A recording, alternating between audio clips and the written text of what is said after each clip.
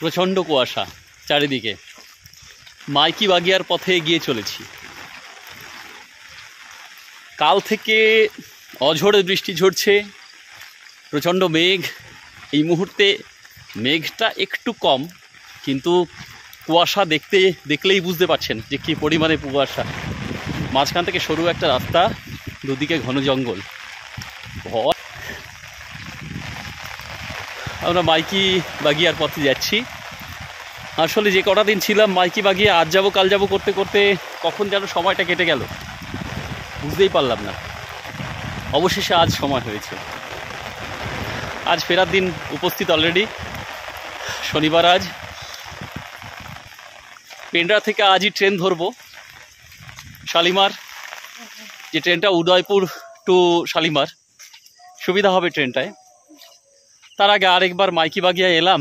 ইচ্ছে ছিল এরএনডি সঙ্গমে যাওয়ার, কিন্তু ঘটনাক্রমে সেখানে যাওয়া যাবে না, কারণ এই যা ওয়েদার, তাতে করে যাওয়া মুশকিল হয়ে দাঁড়াবে, রিস্ক হয়ে যাবে। কাল মাইকি মণ্ডপে গেছিলাম বটে, কিন্তু সেখানে মাইকি মণ্ডপ বেশ কঠিন রোড, রাস্তা ধসেছে মাঝখানে অনেক জায়গায়, গাড়ি ফেসে গেছিলো একবার। যাক, কোনো ক্রমে ফিরে এলাম। জলের ধারা মারাত্মক, সরু একটা নদী বটে, কিন্তু পাহাড়ি অঞ্চলের নদী, জলের স্রোত এতটাই তীব্র, অকল্পনীয়। সেটা কোনোরকমভাবে পার হয়েছিলাম একজনের সাহায্যে, নিজেরা পারিনি। ওই জলে নামতেই ভয় লাগছিল, যদিও তেমন বেশি জল নয়, কিন্তু পাহাড়ি পথ তো, এবড়ো খেবড়ো পাথর ছড়িয়ে আছে। কোনো ক্রমে এগিয়ে গেছিলাম, বেশ ভালোও লেগেছিল। তবে হ্যাঁ, খাড়াই পথ বেয়ে নামতে বেশ ভয় লাগছিল, স্লিপি ভীষণ। সিঁড়িগুলো একেবারে শ্যাওলায় একাকার হয়ে আছে, হাঁপিয়ে যাচ্ছি এখন উঠতে উঠতে। আর চারিদিকে এত কুয়াশা ঢুকছে নাকি মুখে। একটা চাদর জড়িয়ে আছি, চাদরটা গেছে ভিজে। বেশ ভালোই, বেশ মজার। নর্মদায় বারবার আসতে হবে, এটুকু বলতে পারি। আমি তো বারবার আসবই, আপনাদের অনুরোধ করছি, আসুন না, এসেই দেখুন না কেমন লাগে। যাই হোক, মাইকি বাগিয়া এই প্রায় পৌঁছে গেছি, আর একটু পথ।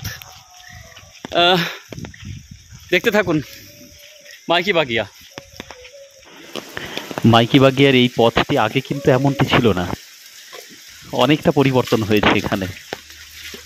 2020 সাল নাগাদ এসেছিলাম, ফেব্রুয়ারি মাসে। তখন তো বৃষ্টি এতটা ছিল না, একদিন মাত্র বৃষ্টি পেয়েছিলাম। কিন্তু ঘটনাক্রমে এইবার তো এসে যা বৃষ্টি, দেখেই বুঝতে পারছেন, একেবারে মহাকাল পর্বতের উপরিভাগ মেঘে আবৃত। বারবার মেঘদূতম মনে পড়ছে, কালিদাসের রচিত।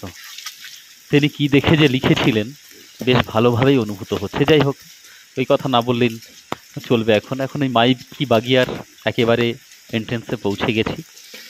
হর নর্মদে বলতে বলতে প্রবেশ করছে এখানে।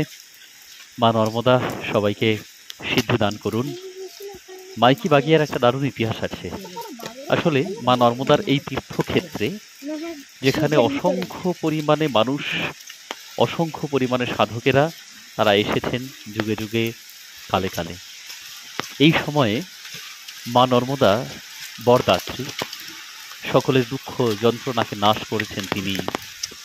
সেই মা নর্মদার কাছে প্রার্থনার পর মা নর্মদা এই স্থানে, অর্থাৎ এই যে স্থানটি দেখতে পাচ্ছেন মাইকি বাগিয়া, এই মাইকি বাগিয়াতে তিনি এক বাগিয়া অর্থাৎ বাগানের সৃষ্টি করেছিলেন। এই বাগানের মর্ম কী ছিল? আসলে দুঃখ যন্ত্রণায় কাতর, ক্ষুধায় কাতর সাধকেরা, মায়ের সাধকেরা, তারা কিন্তু এই জঙ্গলের বিভিন্ন স্থান থেকে অসংখ্য ফলের গাছে সমৃদ্ধ। আরেকটা কথা যেটা বলার খুব দরকার, যে আম্রকূট নামকরণ হয়েছিল, নিশ্চয়ই জানেন। এই আম্রকূট অর্থাৎ এখানে কিন্তু প্রচুর পরিমাণে আম গাছ দেখতে পাওয়া যায়। পাহাড়ি অঞ্চলে আপনি ডুয়ার্স গেছেন, দার্জিলিং গেছেন, ইত্যাদি ইত্যাদি বহু জায়গায় গেছেন বটে, কিন্তু পাহাড়ি অঞ্চলে এইভাবে আম বৃক্ষ খুব কমই দেখেছেন বোধহয়। এখানে কিন্তু প্রচুর পরিমাণে আম গাছ আপনি দেখতে পাবেন। কেমন এই আম গাছ, এবং শুধু আম গাছ নয়। যাই হোক, কথা বলতে বলতে এখানে চলে এসেছি এক মন্দিরে, যেখানে মহাদেবের মূর্তি স্থাপিত, বানলিঙ্গ স্থাপিত। বানলিঙ্গের প্রণাম করলাম, এগিয়ে চলছি সামনের দিকে।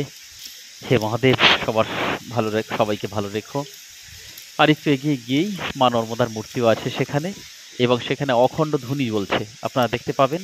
আমি সেখানে আপনাদের নিয়ে যাওয়ার চেষ্টা করব।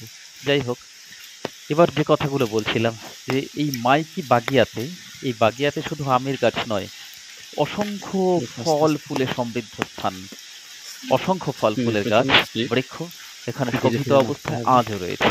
চারিদিকে যেমন প্রচন্ড ওই দূরে, বৃষ্টি, ওই যে দেখতে পাচ্ছেন বৃষ্টির ছোট মধ্যে ছোট কুটিরগুলো, বৃষ্টি মাথায় নিয়ে সেখানে চলে এলাম। অসংখ্য সাধকেরা এতটাই সাধনা কুয়াশা এবং সাধন ভজন বৃষ্টি, করে চলেছেন সেপ্টেম্বর মাসের আজও প্রায় সমানভাবে।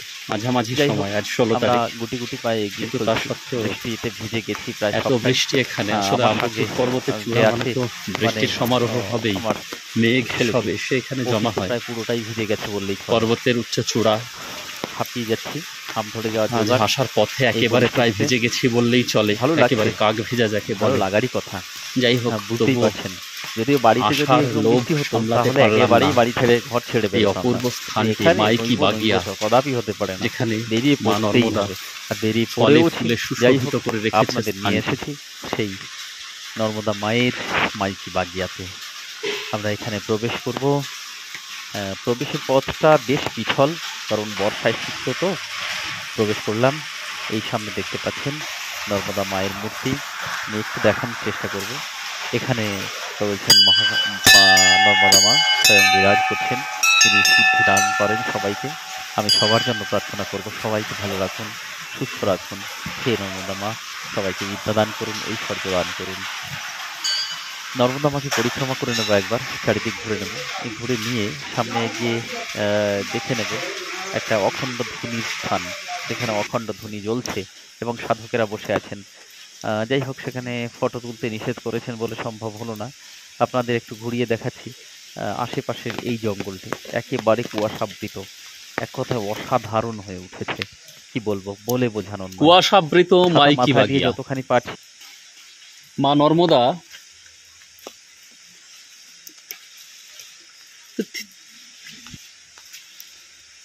কথিত আছে, মা নর্মদা এখানে তার ভক্তদের জন্য, তার সন্তানদের জন্য ফলের বাগান করে রেখেছিলেন।